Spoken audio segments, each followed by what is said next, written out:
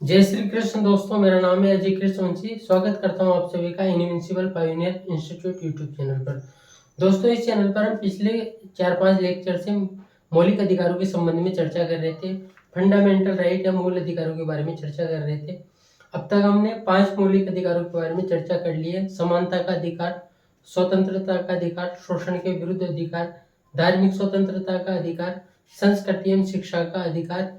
आज हमारी चर्चा का विषय रहने वाला है अंतिम मौलिक अधिकार, जिसका नाम है संवैधानिक उपचारों का अधिकार। तो बिना टाइम वेस्ट किए चर्चा को प्रारंभ करते हैं। दोस्तों, संवैधानिक उपचारों के अधिकार को डॉक्टर भीमराव अंबेडकर ने भारतीय संविधान की आत्मा कहा है। यह पॉइंट हमें ध्यान में रखने योग्य है। क्यों कहा है? इस आर्टिकल को हम इस अधिकार को जैसे हम पढ़ेंगे आपको समझ में आ जाएगा कि डॉक्टर भीमराव अंबेडकर ने संवैधानिक उपचारों के अधिकार को भारतीय संविधान की आत्मा क्यों कहा है। तो बिना टाइम वेस्ट के चर्चा को प्रारंभ करते हैं। संवैधानिक उपचारों का अधिकार क्या है दोस्तों? हमने जो पिछले 5 अधिकार पढ़े हैं, यदि उनका हनन होता है, यानी कि व्यक्ति के मौलिक अधिकारों का अगर हनन होता है, तो वह न्यायालय की शरण ले सकता है उनके संरक्षण के लिए।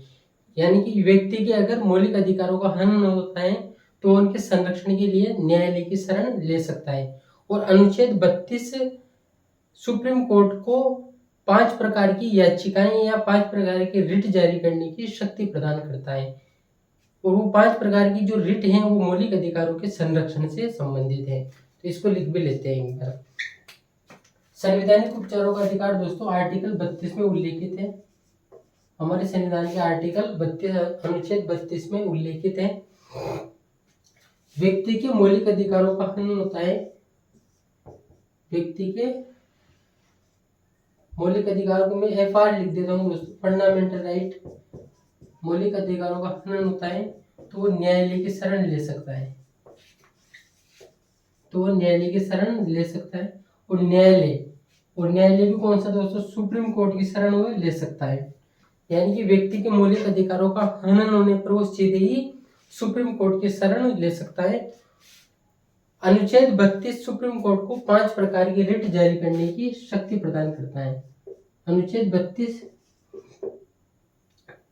32 सुप्रीम कोर्ट को मौलिक अधिकारों के संरक्षण के लिए 5 प्रकार की रिट जारी करने की शक्ति प्रदान करता है। 5 प्रकार की रिट या 5 प्रकार की याचिका जारी करने की शक्ति प्रदान करता है।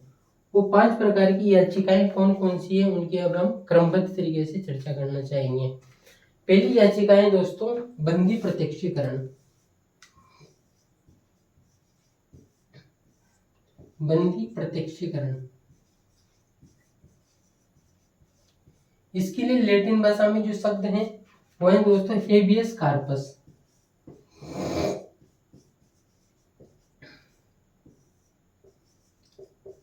हेबियस कार्पस पहली याचिका है बंदी प्रत्यक्षीकरण, और इसके लिए लैटिन भाषा में जो शब्द हमें देखने को मिलता है वो शब्द है हेबियस कार्पस। क्या है बंदी प्रत्यक्षीकरण? बंदी बनाए गए व्यक्ति को न्यायालय के समक्ष उपस्थित करना इस याचिका का अर्थ है। यानी कि सुप्रीम कोर्ट बंदी बनाए गए व्यक्ति को न्यायालय के समक्ष उपस्थित करने के लिए ये रिट जारी करता है। ये रिट दोस्तों सरकारी तथा निजी क्षेत्र में जारी की जाती है। इस रिट के बारे में ऐसा कहा जाता है कि ये रिट मौलिक अधिकारों तथा व्यक्ति की व्यक्तिगत स्वतंत्रताओं को सुनिश्चित करने के लिए सर्वश्रेष्ठ रिट मानी जाती है। यानी कि हम कह सकते हैं बंदी बनाए गए व्यक्ति को न्यायालय के समक्ष उपस्थित करने के लिए रिट जारी की जाती है। और सरकारी एवं निजी क्षेत्र में ये रिट जारी होती है। इस रिट के बारे में ऐसा कहा जाता है कि ये रिट व्यक्ति के मौलिक अधिकार तथा उसकी व्यक्तिगत स्वतंत्रताओं को सुनिश्चित करने के लिए सर्वश्रेष्ठ रिट मानी जाती है। बंदी प्रत्यक्षीकरण या फिर हेबियस कार्पस, बंदी बनाए गए व्यक्ति को न्यायालय के समक्ष उपस्थित करने के लिए ये रिट जारी की जाती है। दूसरी रिट की बात करते हैं हम। दूसरी रिट है दोस्तों परमादेश।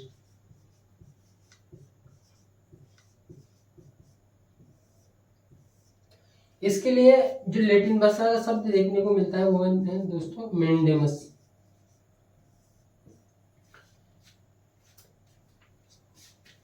अधिकार क्षेत्र में आने वाले कार्य को करने के लिए, अधिकार क्षेत्र में आने वाले कार्य को करने का आदेश देने के लिए ये रिट जारी की जाती है। यानी कि कोई सरकारी या फिर न्यायिक संस्था अपने अधिकार क्षेत्र में आने वाले कार्यों को नहीं कर रही है तो सुप्रीम कोर्ट द्वारा उस सरकारी संस्था या व्यक्ति, न्यायिक संस्था या व्यक्ति को यह आदेश दिया जाता है कि वो अपने अधिकार क्षेत्र में आने वाले कार्यों को करें। यानी कि अपने अधिकार क्षेत्र में आने वाले कार्यों को करने के लिए ये रिट जारी की जाती है। तो हम लिख सकते हैं इसके बारे में, अधिकार क्षेत्र में आने वाले कार्य को,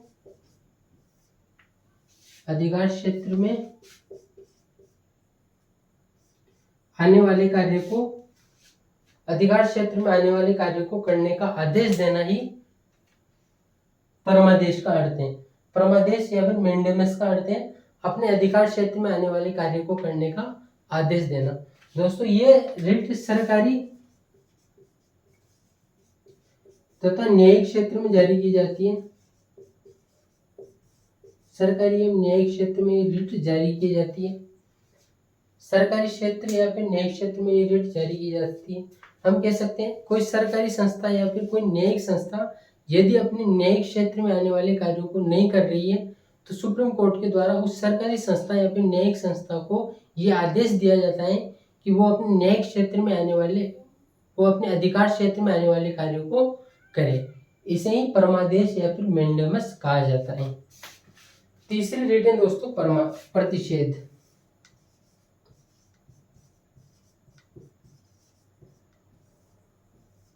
प्रतिषेध, इसके लिए अंग्रेजी का शब्द है दोस्तों प्रोहिबिशन।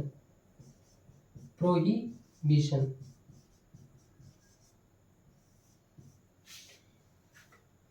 अपने अधिकार क्षेत्र से बाहर जाकर कोई संस्था कार्य करे, कोई न्यायिक, सामान्य तौर पर न्यायिक संस्थाओं के लिए ये रिट जारी की जाती है, न्यायिक क्षेत्र में ये रिट जारी की जाती है।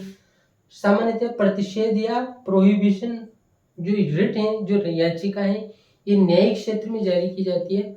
और यदि कोई न्यायिक संस्था अपने अधिकार क्षेत्र से बाहर जाकर कार्य करे तो उसको आदेश दिया जाता है कि अपने अधिकार क्षेत्र से बाहर जाकर कार्य ना करें। यानी कि अपने अधिकार क्षेत्र से बाहर जाकर कार्य करने से रोकने के लिए रिट जारी की जाती है। क्या बोला मैंने, एक बार फिर से रिपीट कर देता हूँ।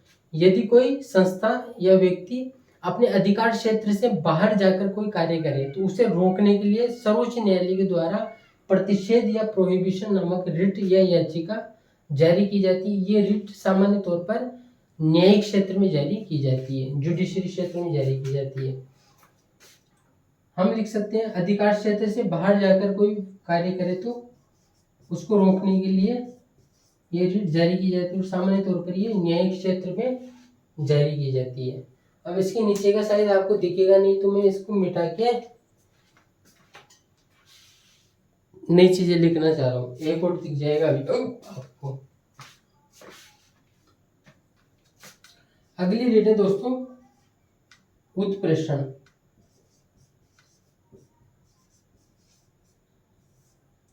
उत्प्रेषण, और इसके लिए लैटिन भाषा का शब्द जो देखने को मिलता है वो देखने को मिलता है सर्सियोरी।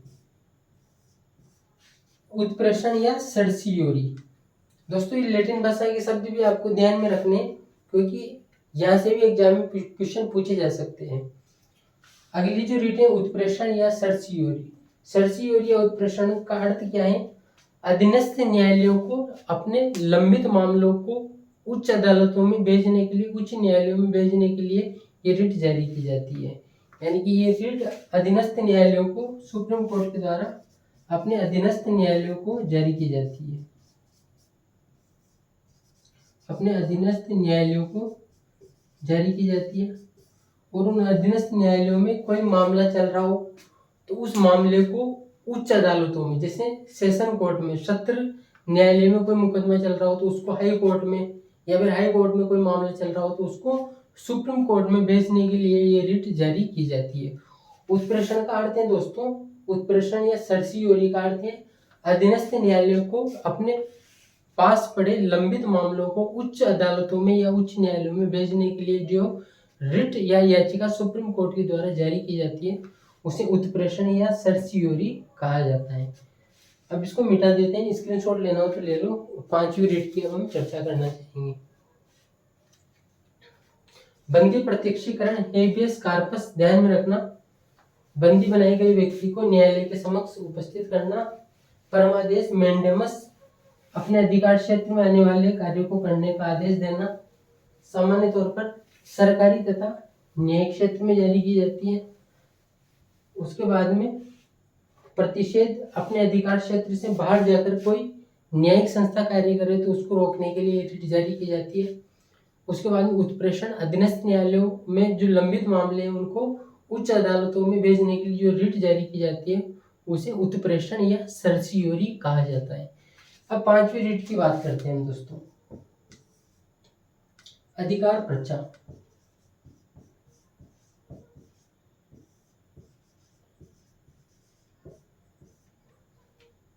इसके लिए लैटिन भाषा का शब्द है दोस्तों को वारंटो। इसका अर्थ है दोस्तों नियुक्ति का आधार जानना।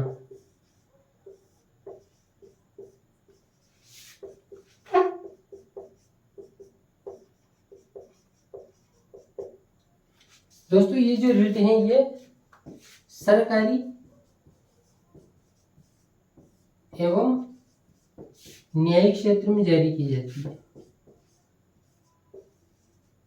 सुप्रीम कोर्ट के द्वारा ये जो रिट है अधिकार पर्चा, ये सरकारी तथा न्यायिक क्षेत्र में जारी की जाती है।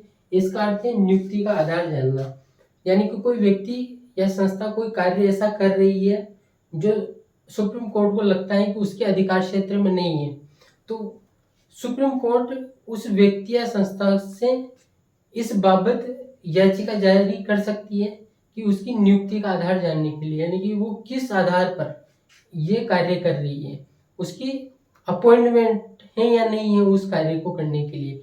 इसके लिए रिट जारी की जाती है, अधिकार पर्चा या को वारंटो। सरकारी तथा न्यायिक क्षेत्र में जारी की जाती है। नियुक्ति का आधार जानने के लिए रिट जारी की जाती है। अब हम दोस्तों आर्टिकल 33, 34 और 35 की भी चर्चा करना चाहेंगे। आर्टिकल 33, 34 और 35 की भी हम चर्चा करना चाहेंगे। इसका स्क्रीनशॉट ले लो आप, इसको हटा देते हैं। यानी कि व्यक्ति के मौलिक अधिकारों का हनन होता है तो वह सुप्रीम कोर्ट की शरण ले सकता है और सुप्रीम कोर्ट इस संबंध में 5 प्रकार की रिट जारी कर सकता है। कौन कौन सी, उनकी चर्चा हमने की है। बंदी प्रत्यक्षीकरण, परमादेश, प्रोहिबिशन यानी कि प्रतिषेध, उत्प्रेषण तथा अधिकार पर्चा। यदि किसी व्यक्ति के मौलिक अधिकारों का हनन होता है, उल्लंघन होता है, तो सुप्रीम कोर्ट के द्वारा 5 प्रकार की रिट जारी की जा सकती है। बंदी प्रत्यक्षीकरण, परमादेश, प्रतिषेध, उत्प्रेषण, अधिकार पर्चा। अब हम आर्टिकल 33 की चर्चा करना चाहेंगे।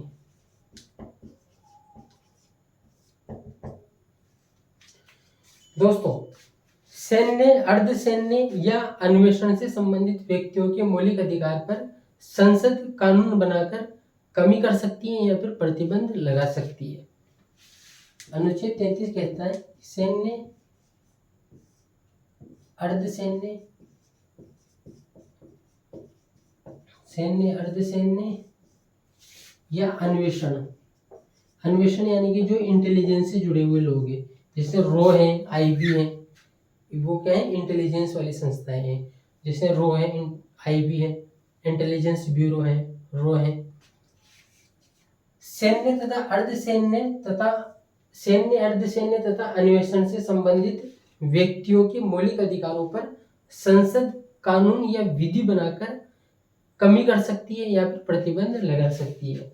इनके फंडामेंटल राइट पर संसद विधि बनाकर, विधि या कानून बनाकर कमी कर सकती है।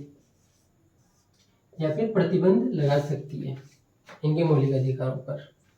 अब हम आर्टिकल 34 की चर्चा करना चाहेंगे।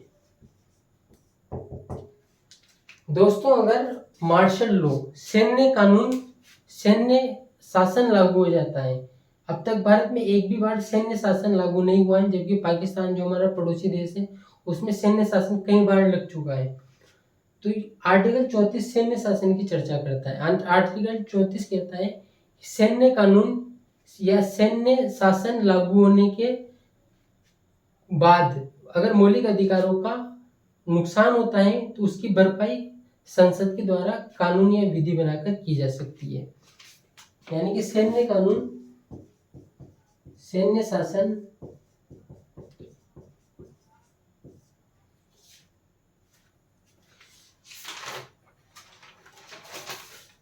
सैन्य शासन यानी कि मार्शल लॉ,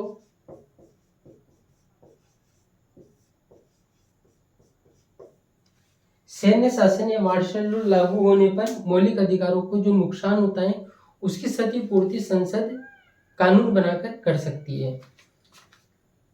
सैन्य शासन या मार्शल लॉ लागू होने पर जो मौलिक अधिकारों की फंडामेंटल राइट को जो नुकसान पहुंचता है, जो नुकसान होता है उसकी क्षतिपूर्ति संसद कानून बनाकर कर सकती है। सैन्य शासन भारत में एक भी बार लागू नहीं हुआ है, लेकिन सैन्य शासन के संबंध में आर्टिकल 34 घोषणा करता है। आर्टिकल 34 कहता है कि सैन्य शासन या मार्शल लॉ लागू होने पर मौलिक अधिकारों को जो नुकसान हुआ है उनकी क्षतिपूर्ति संसद कानून बनाकर कर सकती है। अब हम आर्टिकल 35 के संबंध में चर्चा करना चाहेंगे। आर्टिकल 35 कहता है दोस्तों कि आर्टिकल 16(3), आर्टिकल 33, आर्टिकल 34 इनके संबंध में कानून केवल संसद के द्वारा बनाया जा सकता है, राज्य विधानमंडल के द्वारा नहीं। यानी कि आर्टिकल 16, हालांकि आर्टिकल 16(3) में भी ये बात लिखी हुई है, आर्टिकल 33 में भी ये घोषणा करता है कि कानून संसद ही बना सकती है, आर्टिकल 34 भी ये घोषणा करता है कि कानून संसद ही बना सकती है, और उसी का रिपीटेशन आर्टिकल 35 करता है। आर्टिकल 35 कहता है कि आर्टिकल 16 की धारा 3, आर्टिकल 33 तथा आर्टिकल 34 से संबंधित जो कानून है, जो विधि है, वो केवल संसद के द्वारा बनाया जा सकता है, राज्य विधानमंडल के द्वारा नहीं। इनके संबंध में कानून, इनके संबंध में विधि या कानून केवल संसद बना सकती है, राज्य विधानमंडल नहीं। यानी किसी राज्य का विधानमंडल यानी कि विधानसभा या विधान परिषद नहीं, विधानमंडल नहीं बना सकता है, केवल इनके संबंध में कानून संसद बना सकती है, आर्टिकल 35 कहता है। क्या दोस्तों मौलिक अधिकारों का निलंबन भी होता है? अब इसके संबंध में हमें चर्चा करनी चाहिए, मौलिक अधिकारों का निलंबन हो सकता है या नहीं हो सकता है। तो मैं आपसे कहना चाहता हूं कि आपातकाल के दौरान राष्ट्रपति घोषणा करके मौलिक अधिकारों का निलंबन कर सकता है। आर्टिकल 352 के तहत यदि आपातकाल युद्ध एवं बाहरी आक्रमण के संदर्भ में लगता है तो आर्टिकल 19 स्वतः निलंबित हो जाता है। इसकी चर्चा हमने आर्टिकल 19 जब चर्चा किया था, वाक एवं अभिव्यक्ति की स्वतंत्रता का अधिकार है, आर्टिकल 19 वाक एवं अभिव्यक्ति की स्वतंत्रता, freedom of speech and expression. एक बार फिर से रिपीट करना चाहूंगा, आर्टिकल 352 के तहत यदि राष्ट्रीय आपातकाल यदि आर्टिकल 352 के तहत यदि आपातकाल युद्ध एवं बाहरी आक्रमण के संदर्भ में लगता है तो आर्टिकल 19 स्वतः निलंबित हो जाता है। मौलिक अधिकारों का निलंबन, तो पहले हम 19 की चर्चा कर लेते हैं। आर्टिकल 19 जो है दोस्तों 352 के तहत अगर आपातकाल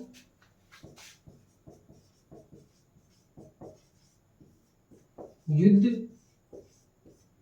एवं युद्ध या फिर बाहरी आक्रमण। आर्टिकल 352 के तहत यदि आपातकाल युद्ध एवं बाहरी आक्रमण के संदर्भ में लगता है तो आर्टिकल 19 के द्वारा प्रदत्त मौलिक अधिकार स्वतः निलंबित हो जाता है। क्या कोई ऐसे भी मौलिक अधिकार हैं जो कभी निलंबित नहीं होते हैं? हमें उनकी भी चर्चा करनी चाहिए। तो हमें चर्चा करनी चाहिए दोस्तों आर्टिकल 20 तथा आर्टिकल 21 की। आर्टिकल 20 तथा आर्टिकल 21 दोस्तों 44वें संविधान संशोधन 1978 के द्वारा 44वें संविधान संशोधन 1978 के द्वारा ये उपबंध किया गया कि आर्टिकल 20 तथा आर्टिकल 21 के द्वारा प्रदत्त जो मौलिक अधिकार है, जो फंडामेंटल राइट है, वो आपातकाल के दौरान भी निलंबित नहीं होंगे। आर्टिकल 20 का संबंध अपराध के संबंध में दोष सिद्धि से है, जबकि आर्टिकल 21 का संबंध प्राण एवं दैहिक स्वतंत्रता से है। प्राण एवं दैहिक स्वतंत्रता से है। तो 44वें संविधान संशोधन 1978 के द्वारा ये उपबंध किया जाता है, ये व्यवस्था की जाती है कि आपातकाल भले कोई सा भी लगे, राष्ट्रीय आपातकाल लगे, वित्तीय आपातकाल लगे, कोई सा भी आपातकाल लगे, लेकिन आर्टिकल 20 तथा आर्टिकल 21 किसी भी आपातकाल में निलंबित नहीं होंगे। यह है आर्टिकल ये दोस्तों ये घोषणा 44 संविधान संशोधन 1978 के द्वारा अमेंडमेंट करके की जाती है। अब हमें थोड़ी सी चर्चा 1 या 2 मिनट की चर्चा और है इस संबंध में करनी चाहिए कि मौलिक अधिकारों के संबंध में मौलिक अधिकारों के संबंध में जो याचिका जारी की जाती है उसके संबंध में कौन ज्यादा पावरफुल है? सुप्रीम कोर्ट ज्यादा पावरफुल है या फिर हाई कोर्ट ज्यादा पावरफुल है या फिर किसका अधिकार क्षेत्र ज्यादा है? तो आपको ये जानकर थोड़ा आश्चर्य जरूर होगा कि मौलिक अधिकारों के हनन के संबंध में अगर हम चर्चा करें दोस्तों तो सुप्रीम कोर्ट की तुलना में हाई कोर्ट का दायरा थोड़ा अधिक विस्तार पूर्ण है। क्यों है ऐसा? क्योंकि हाई कोर्ट के द्वारा 5 की जगह 6 रिट जारी की जा सकती है। 5 रिट तो हमने जो चर्चा की है वहीं से कौन कौन सी दोस्तों? बंदी प्रत्यक्षीकरण, परमादेश, प्रतिषेध, उत्प्रेषण, अधिकार प्रच्छा। लेकिन इन 5 रिट के अलावा हाई कोर्ट इंजंक्शन लिख देता हूं मैं, इंजंक्शन नाम की एक रिट कोर्ट जारी कर सकता है। यानी कि किसी मामले में किसी व्यक्ति को अंतरिम राहत चाहिए, इंटरिम रिलीफ चाहिए, तो उस संबंध में हाई कोर्ट के द्वारा इंजंक्शन याचिका जारी की जा सकती है। तो हम कह सकते हैं दोस्तों सुप्रीम कोर्ट और ये हाई कोर्ट, सुप्रीम कोर्ट के द्वारा 5 प्रकार की रिट जारी की जा सकती है, जबकि हाई कोर्ट के द्वारा 6 प्रकार की रिट जारी की जा सकती है। छठी जो रिट है उसका नाम है इंजंक्शन। इसके अलावा हाई कोर्ट जो है दोस्तों वो सुप्रीम कोर्ट की तुलना में इस वजह से भी ज्यादा पावरफुल है मौलिक अधिकारों के संरक्षण के संदर्भ में कि हाई कोर्ट न केवल मौलिक अधिकारों का हनन हो तब रिट जारी कर सकते हैं, बल्कि विधिक अधिकारों का कानूनी अधिकारों का हनन हो उस संबंध में भी हाई कोर्ट रिट जारी कर सकता है। इस वजह से हम कह सकते हैं हाई कोर्ट का दायरा सुप्रीम कोर्ट की तुलना में अधिक विस्तार पूर्ण है रिट जारी करने के परिप्रेक्ष्य में अगर हम देखें तो दोस्तों आज हमारी चर्चा का विषय रहा है संवैधानिक उपचारों का अधिकार। इसके अलावा हमने आर्टिकल 33, 34, 35 तथा सुप्रीम कोर्ट तथा हाई कोर्ट की तुलना भी की है। उम्मीद करता हूँ ये पर्टिकुलर लेक्चर आप सबको आपको के कॉम्पिटिटिव एग्जाम में निश्चित तौर पर फायदा पहुंचाएगा। अगर आपने लेक्चर शुरू से अंत तक देखा है तो थैंक यू वेरी मच, धन्यवाद। जय श्री कृष्ण। मिलते हैं नेक्स्ट लेक्चर में। शायद हम अगले लेक्चर में दोस्तों नीति निर्देशक तत्वों के संबंध में चर्चा करेंगे। जय श्री कृष्ण।